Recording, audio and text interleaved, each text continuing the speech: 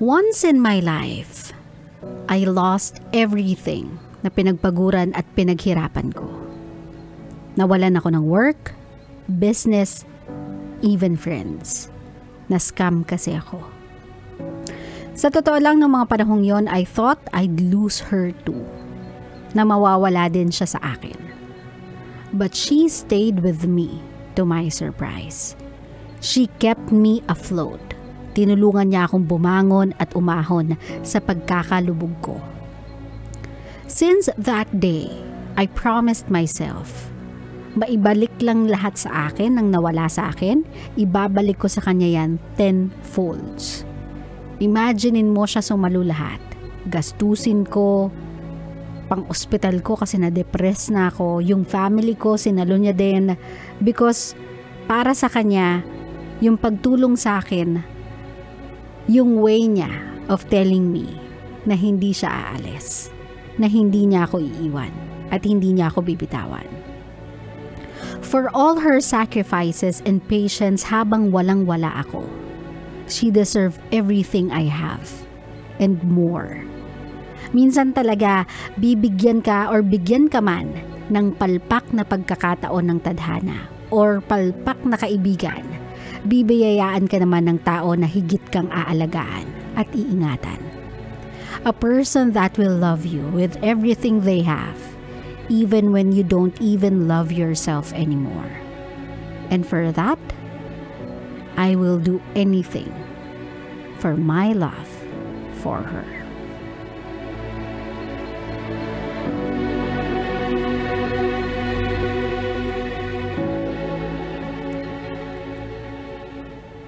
My love, hindi ito intentional na panukat. Tandaan natin yan. Hindi ito intentional na panukat. Pero dyan mo talaga makikita kung gaano ka kamahal ng tao. Whether that is a romantic partner, yan ay kaibigan, yan ay kamag-anak. Sa moment na lugmok ka, yung dapang-dapa ka, said na said ka, bagsak na bagsak ka, kung sino yung natitira na andyan para sa'yo habang nasa ilalim ka, habang nakalubog ka, alam mong sila yung tunay na nagmamahal at aalalay sa'yo. Sila yung tunay na may concern sa'yo. Kasi alam naman natin yan, di ba? In this life, makakakita tayo ng mga taong kasama mo lang kapag nasa tugatog ka ng tagumpay. Nasa taas ka. Yung mga taong makikiparty with you, tatawagin ka, uy friend, kasi meron kang pangalan, meron kang naabot, meron kang, alam mo yun, meron kang money. O diba? For the lack of better description, yun eh. Kapag meron kang nito, yung pera, datong, kaching, kapag meron ka nito, my love, ang dami mong friends. Ang dami mong ka-close. Ang dami mong biglang kamag-anak. Pero kapag nawala yung kaching, kapag nawala yung fame, nawala yung power, nawala yung money, for some reason, nawawala din sila. And in this day and time, unfortunately, even love. Diba kapag marami ka ng kaching, mahal na mahal ka. Tipong inaalagaan ka, inaaruga ka, ipinagmamalaki ka. Tinatawag nila, quote-unquote, ifiniflex ka. Pero kapag nawala yung kaching, hala, asar na asar sa'yo. Gigil na gigil sa'yo. Parang umiinit yung ulo niya. Anino mo palang yung nakikita niya. Ay, kumukulo na yung dugo niya. Because iba yung motivation nila to be in that relationship. It's not really out of concern, not even out of love.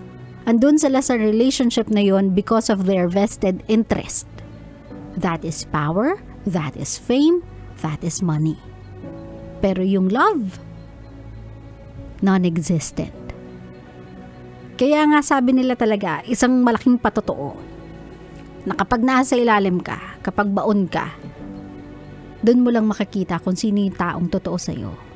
Sino yung taong totoong nagmamahal sa'yo. Sino yung taong totoong nagkikare sa'yo? Yung taong nakita ka sa tugatog ng tagumpay. Yung taong nakasama mo nung marami kang kaching, pera, pero kasama mo pa rin nung mga panahong walang-wala ka. And yung mga taong yun will push you to get back out there. Alam mo yun? Yung put your broken pieces back together. Not because you want to prove those people na umalis sa poder mo, inalisan ka, tinalikuran ka, that, iniwan nyo ako, yayaman ako uli. It's not that. But because you want to give back to these people. Diba? You want these people to experience more in life, more than what they've already experienced with you. Kasi this time around, alam mo sa sarili mo na it's worth it to invest in these people. Not only ng money, not only ng power, not only ng fame, but ng love, ng relationship, ng trust, ng faithfulness, ng loyalty. Because these people have proven themselves na even when wala ka ng tatlong yon, money, fame, and power, mahal ka nila for who you are, not for what you have. And for that reason, my love, wala sigurong taong hindi gugustuhin ibigay lahat ng meron sila out of love for these people. Kaya my love, kung ikaw, napapaligiran ka ng mga taong ganito, yung talagang loyal talaga sa'yo, yung masasabi mo talaga na never kang tinalikuran, not even once. Yung mga taong tinanggap ka nang meron ka at nang wala ka. Yung taong nanatili sa tabi mo, kilala ka, binabati ka ng walang humpay, Merry Christmas, Happy New Year, Happy Valentine's Day, Happy Birthday, even when hindi ka magsalita, hindi ka magparamdam, hindi ka manlibre, hindi ka makipagkita sa kanila outside in a fancy restaurant or a booming club. Kahit hindi ka magpa-party ng magarbo, yung babatiin ka talaga ng walang palya. Because they remembered you. And they don't care kung anong title meron ka ngayon, kung ilang followers na meron ka ngayon, kung gaano karaming sasakyan ang meron ka ngayon, kung gaano kalaki yung bahay mo ngayon. Kasi may mga tao talaga, my love, na andyan lang sa good times ng buhay mo. Andyan lang sila sa mga times na okay, simple ang lahat, easy ang lahat, chillax ang lahat. Pero kapag nakaramdam na kayo ng turbulence, ika nga nila, kung sa plane, medyo umalon ng malakas kung yan ay barko. Nakaramdam ka ng lubak kung yan ay sasakyan. Nawawala sila isa-isa. Diba? Nagsisitalunan na. Iniiwan ka na nila sa ere. These type of people, through time, ay nafe-filter. Totoo yan. The older you get, the smaller your circle become. And that is okay.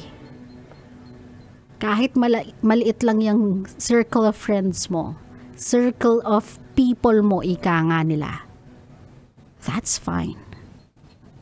Kasi yung quantity, ayan, cannot ever compete with quality. Kahit madami pa yan, kahit 100 pa yan, pero lahat yan ampaw. Wala yang binatbat sa 5 malalim yung pundasyon with you. Sa 5 lalaban para sa'yo. Sa 5 sasapak para sa'yo. Sa 5 makikipagbugbugan, makikipagrayot para sa'yo. Kahit 100 pa yan. Kung yan ay ampaw at walang motivation, walang sense of loyalty, walang love, wala yan. So, sa ating letter sender na si Miguel, if you want to give the world to this woman for being with you sa mga oras na nasa taas ka at even sa mga oras na nasa baba ka, hindi ka naman nagkakamali dyan. But do not only give to her yung love mong, yung mga bagay na yon because you owe her. Give it to her because you love her. Kasi tandaan mo, my love, ginawa niya yun hindi para may utang na loob ka sa kanya. Ginawa niya yun para ipakita sa'yo kung gaano kanya kamahal. And sometimes, for the people na tunay na nagmamahal, hindi mo naman kailangan talagang suklian or tapatan yung ginawa nila para sa'yo. Mahalin mo lang sila That's more than enough for them. Makita ka lang nilang maging masaya. Kasama sila.